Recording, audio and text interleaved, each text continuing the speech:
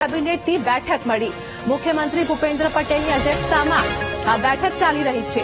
Plane દુર્ઘટના પછી કામગીરીની બેઠકમાં સમીક્ષા કરાશે, જેમાં પૂર્વ સીએમ સ્વર્ગીય વિજય રૂપાણીના નિધન પર શોક પ્રસ્તાવ પારિત થશે। ડીએનએ ટેસ્ટિંગ, કેન્દ્રીય એજન્સીઓની તપાસ સહિતની બાબતો ચર્ચાશે, જેમાં રાજ્યમાં ભારે વરસાદની સ્થિતિ અંગે પણ પ્રધાનો ચર્ચા કરશે। સૌરાષ્ટ્રમાં વરસાદી આફતમાં રાહત અને બચાવ કાર્યોના મુદ્દે પણ ચર્ચા થશે। વિધાનસભાની પેટાચૂંટણીમાં પહેલા વરિષ્ઠ નેતાઓ વચ્ચે રાજકીય ચર્ચા સંભવ છે, તો આગામી યોજનાઓ અને નીતિ વિષયક બાબતો પર ઘનિષ્ઠ ચર્ચા થશે।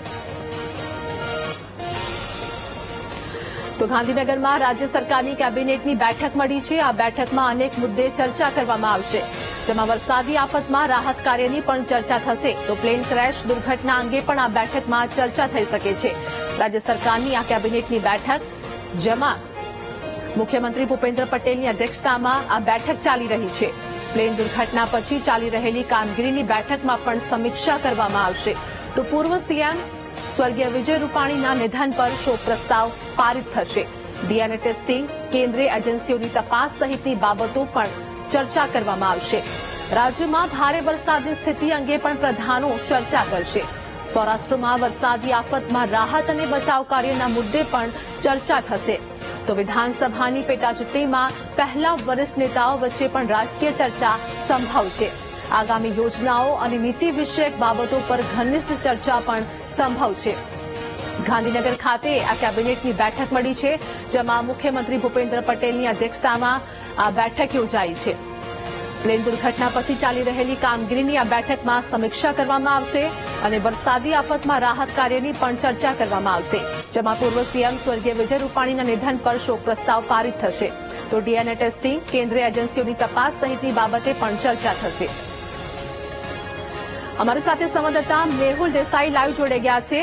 ગાંધીનગરમાં રાજ્ય સરકારની કેબિનેટની બેઠક મળી છે। આ બેઠકમાં અનેક મુદ્દે ચર્ચા કરવામાં આવશે। મેહુલ,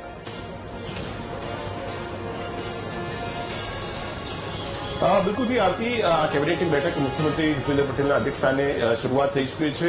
કેબિનેટની બેઠકની અંદર મહત્વના મુદ્દાઓની જ્યાં સુધી વાત કરવામાં આવે તો પ્લેન ક્રેશ જે છે અમદાવાદની અંદર થયું છે, તેના ઉપર ખાસ ચર્ચા જે છે અને સમીક્ષા કરવામાં આવશે। અત્યાર સુધી જે પણ ડીએનએ ટેસ્ટિંગની પ્રક્રિયા ચાલી રહી છે, કારણ કે ગુજરાતની અંદર ડીએનએ જે મેચિંગ માટે જે છે એફએસએલ અને એનએફએસયુ દ્વારા કરવામાં આવી રહ્યા છે અને લગભગ 184 જેટલા સેમ્પલ અત્યાર સુધી મેચ થઈ ચૂક્યા છે।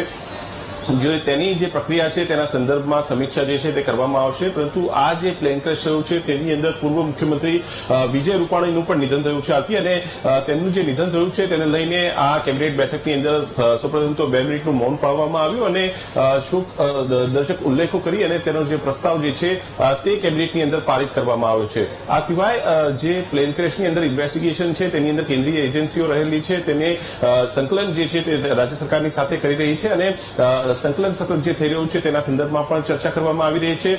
સાથે જ છેલ્લા 2 દિવસથી ગુજરાતની અંદર ભારે વરસાદની સ્થિતિ છે આથી, અને આ ભારે વરસાદની સ્થિતિમાં ખાસ જે બોટાદ અને ભાવનગરમાં ભારે વરસાદ થયો છે ત્યારે ત્યાં જિલ્લાઓમાં સ્તરે કયા પ્રકારની સ્થિતિ છે તેની સમીક્ષા કરવામાં આવશે। કારણ કે ગઈકાલે મોડી સાંજે પણ મુખ્યમંત્રી Bhupendra Patel state emergency operation centre ઉપર જઈને સમીક્ષા કરી હતી અને અત્યારે ત્યાં જિલ્લાઓની સ્થિતિ કયા પ્રકારની છે, રાહત બચાવની કામગીરી અત્યાર સુધી કેટલા લોકોનું સ્થળાંતર કરવામાં આવ્યું, કેટલા લોકો રેસ્ક્યુ થયા, ગઈકાલ સાંજ સુધીમાં છેલ્લા 24 કલાકમાં 18 લોકોના મૃત્યુ થયા હતા, તેની કન્ફર્મેશન સ્ટેટ ઇમરજન્સી ઓપરેશન સેન્ટરે આપ્યું હતું અને જે લોકો મૃતકો છે તે સિવાય જ્યાં પણ નુકસાન થયું છે તેને સહાય કઈ રીતે ઝડપી થઈ શકે છે અને સ્થળાંતરિત કરેલા લોકોને પરત કઈ રીતે મોકલી શકાય છે, આ તમામ બાબતો ઉપર સમીક્ષા જે છે તે થઈ રહી છે।